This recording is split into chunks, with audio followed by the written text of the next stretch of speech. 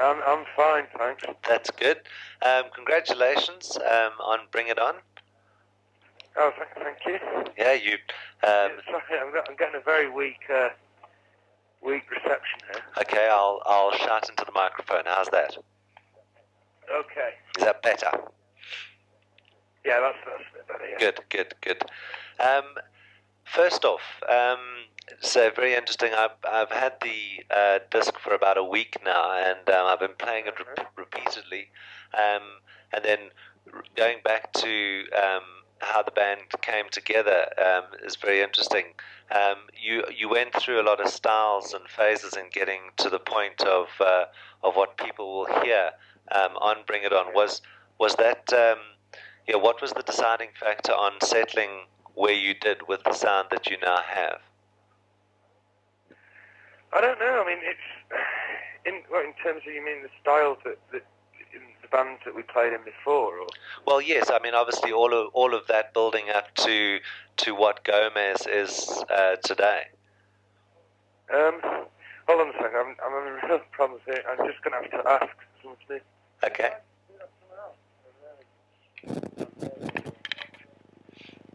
Sorry about that. No problem. Yeah, I think it's yeah, in terms of different styles and stuff like that, I think it's I don't know. It's just that I don't know quite what the determining factors are, but I mean, we all listen to lots of different sorts of music, things like that, and we all bring our own kind of perspective to the band because we all write. And, I don't know. I really don't know. I mean, it's just a matter of kind of jamming. Like that. And, was it an easy, I mean, with the guys, with all of you getting together, was it easy to actually come up with, with the sound that you now have on the album because you've got such disparate? I think that's got a lot to do with it. Diversity in music we listen to. As well as by accident as well. I think stuff happened by accident. Yeah, that's just what we sound like, in the room or whatever when we play. It's kind of captured. Right. Because I mean, your roots being obviously from the UK. I mean, you have to admit that your sound is not typically was not typical of the UK in a traditional sense. No. Was it difficult for you to sort of win fans initially over, or were they captured from the beginning? Well, I'm not sure if we got fans big yet, because we just released. Apart from our friends and sure, various people in the industry. But yeah, I mean, a lot of people seem to, I don't know, have got into it, and I don't know. I think it's really quite kind of welcoming music in a way. And you have signed to Hut, obviously, but as I say, reading up that there was something like 20 labels that were interested in signing the band. Yeah. What made you settle on Hut? Well, we did a whole kind of showcase thing, which we were based in Sheffield, and we were basically doing showcases for all these labels, and we were seeing a couple of people every day, and Dave Boyd from Hunt came in, and we just had he seemed to understand where we're coming from, and we met people at the label, and which was quite a nice kind of unit. It's a very nice place to be, and it's just a matter of kind of, I think, understanding about the music, and yeah, that's brilliant. And plus, of course, they're a very kind of hit label at the moment. They have Reserve and Placebo, and yeah, it just felt right to go with her. And are you sort of happy where you are now, at the point where you've got the album, it's ready for release? Has everything gone to plan as the way that you had perhaps anticipated it? Yeah, it's been great. It's been really good. No complaints. No complaints. Interesting. Okay. So going back to the album, obviously, the first thing that actually hit me when in listening to the album is that the way in which you've structured the tracks you don't. The album doesn't open with a, with say the first three tracks definitely are very, very sparse, very laid back tracks. Whereas only later in the album do you pick the mood up, which is again another sort of non-typical route to go. Normally, it's a case of get in, convince them, and then wind it down towards the end. Yeah. I think given the nature of the music, it kind of works to ease people into it. If you know what I mean. I don't think it's really a conscious thing. We just felt that was the way the tracks. When we're actually working out the ordering of the tracks, I think that was just the way the tracks kind of sounded best together. As an album. Whatever, as a statement, whatever. And but yeah, I think that ordering also kind of works to ease people into the sound. Very much so. Kind of steadily build and build. Because I mean, what actually ties the tracks all together is that each track, no matter even used to say the sparser tracks, there is a very definite groove throughout each track. Rhythm. The rhythm's got a lot to do with what we do. Very good drumming art. It's fantastic. Yeah, it's a lot. I mean, we're all pretty much rhythm-based players as well. Right. Which is helps as well. Very, very important to us, the rhythmical elements of the music. Now you've chosen to produce this album. Was there any particular reason why? Well, a lot of what you hear on the album is actually taken directly from the four-track demos with which we got signed with. Gee, okay. Particularly the first three. Right. They're taken pretty much directly, and the rest are kind of built on, in part built on the four-track tapes. Right. And then there's a few songs that we've done just in the studio, and that kind of helps the diversity of the sound of the album as well. I think the fact that the sources of these tracks, are all kind of quite varied as well. So it gives you kind of a more interesting kind of sonic landscape or whatever. Yeah, you got to get. The reason, sorry. The reason why it's produced ourselves is just we know the way our music wants to sound, and I think and the way we work as well is very kind of hands-on. Because, Right. Ian in particular has owned a four-track for I think ever since he was 18. So he's very hands-on with the recording stuff, and it's just I think we know how we want to sound. We've got an idea of miking things up and stuff like that, and didn't really feel the need for a producer. We may try one out, in the future, but just for this, because so much of it was based on four-track recordings already that we had an idea how we wanted to sound. We didn't really feel the need. So you, as I say, working off a four-track, obviously these tracks were were they recorded live? Yeah, some of the backing tracks were recorded live, and then maybe a guitar added over the top, or the first track, Get Miles, that's pretty much all live apart from the vocals and a bit of percussion. But yeah, mostly it's worked like that. The basic track, the drums, bass, and guitar, are put down live, and then things just added over the top. Now, it looks nicer that way. Sort of a groove going or whatever. Well, absolutely. I think that is probably one of the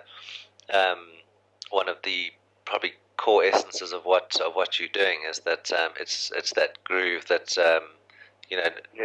no matter where you are on the album, as I say, there's no real implicit order in which you have to listen to the tracks in order for it to work. No. Right.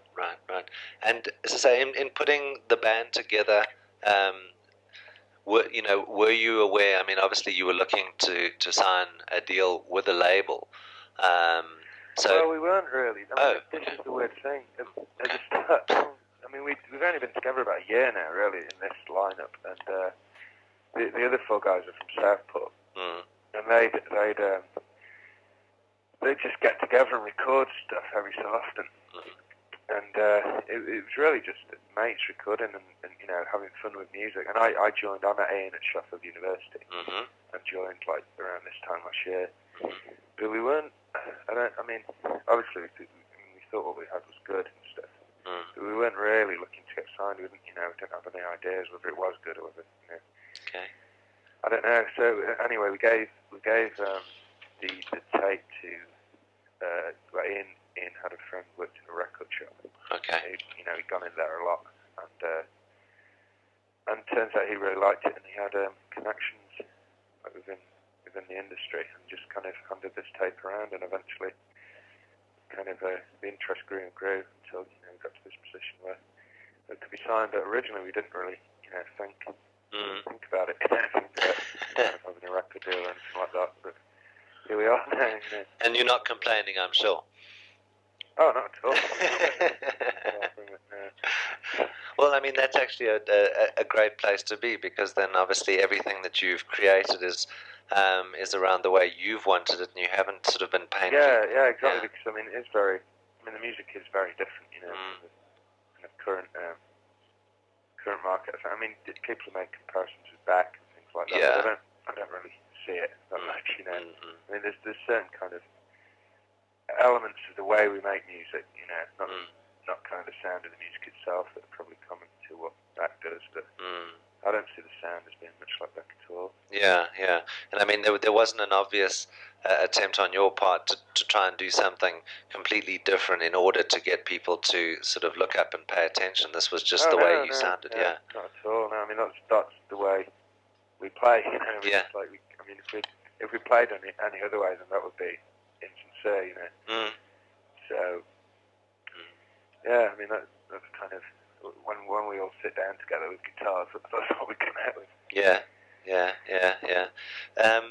And what would you say, as I say, we, mentioned the groove and so on, but what would you say is Gomez's most sort of unique characteristic, sort of musically, that sort of set you apart from what else is happening out there? I don't know. I mean,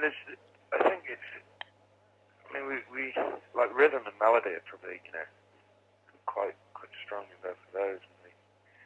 And I think probably both along with that, I think the fact that there's kind of five of us and we all have something to contribute to music. It's not a situation where we've got one guy just sitting in a room writing songs all day or whatever, and then come into the band with a tune. It's like it's kind of more like an ensemble kind of vibe. Everyone kind of chips in or whatever.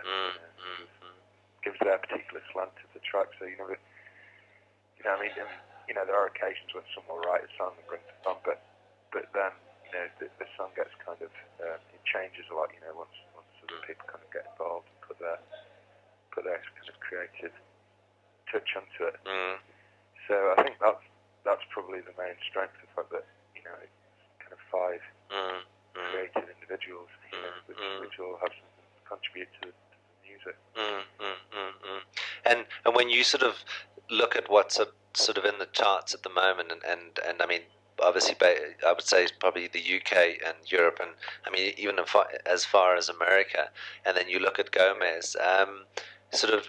Do you sort of see do you see yourself sort of slipping into a chart position quite easily, based on what you're delivering, especially say with the first single, 78 Stone Wobble? I don't know. It's kind of hard to think about, that kind of thing of it. But you have to now. Yes. Yeah, we have to now. Yeah, I really know. I mean, it's just hopefully the people that buy it will like it. Yeah. So, but as long as some people buy it and we can keep doing it. Absolutely, yeah.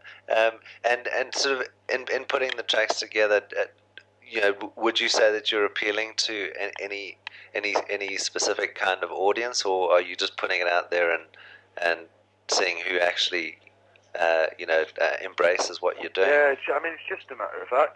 Just seeing who likes it. I think. Like I said before, I don't think there's any kind of, barriers set up by the music. Like, you know, you can tend. I mean, there's some music that, you know, very definitely will appeal to young people, or whatever, you know, teenagers, and then there's some music which definitely, you know, would appeal to older people or whatever, you know, or is presented in that way. But I mean, I think the way we approach listening to music is reflected in the music that we kind of you know, make, which is that, you know, we don't care if you know, that the music is associated with, you know, kind of an older listening audience, as long as it's good. You know, so that's, I mean, we're not really aiming to I mean, I think that kind of transfers into the music as well, because we're not really aiming to, you know, just make music for a young audience or just make music for an older audience or whatever. It's just, you know, it's just music. Hopefully everyone will like it. And how much material did you actually have to the point of signing with Hut and recording the album? Did you have a lot of tracks to choose from? Oh yeah, we've got too many songs. That's no problem at the moment. We've got, I think. I mean, we could go and record the second album now. I mean, we've got enough really tunes to do that. But hopefully, you know, some better ones will come along or whatever. So we're constantly kind of playing around with ideas and stuff like that. And when you look at the sort of album as a whole, and obviously, as you say, the band in its current state has been together for a year. You know, do you sort of see it going in any particular direction? As you know, as far as tracks are concerned on the album, that you'd say that a certain track is sort of an indication of where you would like to see it go, you know? No, I mean, I think, you know, one of the, I mean, saying before about strengths, one of the strengths is the variety, you know, of the music. And I wouldn't like to, you know, kind of consciously try and you know, make the music force the music into any one direction. You know what I mean? I mean, if it naturally went there, you know, through all of us playing together or whatever, if you know, we ended up writing a particular type of song, you know, which is, you know, instantly identifiable or whatever style, then, I mean, that's fair enough, but I don't think we want to force it into any direction, because that's, you know, that's not the way we work. It's more of a, you know, again, a kind of collective thing. Yeah. And the whole sort of, to say, putting an album out, does it, you know, is it an odd place to be that, you know, I have to say, you've been playing around with this stuff and now it's being pushed out to Joe public, and to say, people like myself are now coming back and telling you how they interpret it. Is it a good place to be or not? No, it's great. It's really good. It's really kind of interesting people make of it.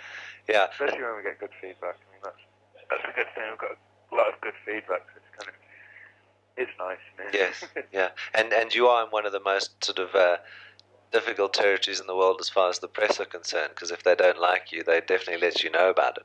Yeah, I mean, they seem to be on our side at the moment, which is good. I think. Yeah, that's okay. And then are you going to be? Are you obviously going to hit the road and take and you know, in promotion of the album? Are you going to be targeting sort of? Yeah, we've got. I mean, just an English tour coming up in Scotland. We're doing Glasgow as well. In the 22nd, I think it starts off. Just fairly soon, a couple of weeks away. Great. And yeah, we just actually finished doing a few gigs. Okay. Just kind of for the single, to get our chops together. And yeah, we're going to. So yeah, we're going on the road on the 22nd, and then we're doing a few festivals around like Glastonbury and stuff like that. And yeah, so yeah, we're going to be doing pretty much kind of. We're going to be doing a lot of shows, you know, in the next 6 months. So this is the beginning of the great adventure. Yeah, that's right. And hopefully in the process, it won't, you know, no part of the music scene will tarnish what you're doing here, because I mean, as I say, this is quite a precious piece of work. As I say, now the world is looking at you, so you know, you become painfully aware that you know, it's not just five guys anymore. Yeah. I mean, I think on that we're just going to really see how it goes. Yeah. Just keep your manager. It's going to be hard. I'm very interested. Yeah. But it should be good fun, if nothing else. Yeah, definitely. Yeah. Lovely. Well, great. Thanks very much for your time. I know you've probably got a schedule longer than my arm, but congratulations on the album. It's I must admit Virgin in South Africa gave me a call a couple of weeks ago saying I've got to hear this. This is so exciting, and you know. Through all these references around, as unfortunately the industry does do, and I actually ignored that and put it on, and it's as I say, it is probably one of the most refreshing albums I've heard in quite a while. So, all the very best to you. Okay. Lovely. Thanks again. You too, and thank you very much. Yeah, you have a good weekend. Yeah, you too. Thanks, man. Okay. Bye now. See you. Bye. Cheers. Cheers.